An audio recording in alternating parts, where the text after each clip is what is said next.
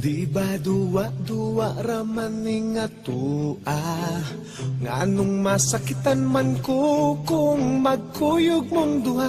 Di ba nagsabot na ta kung muabot na siya tapuson dayon ni natong relasyon.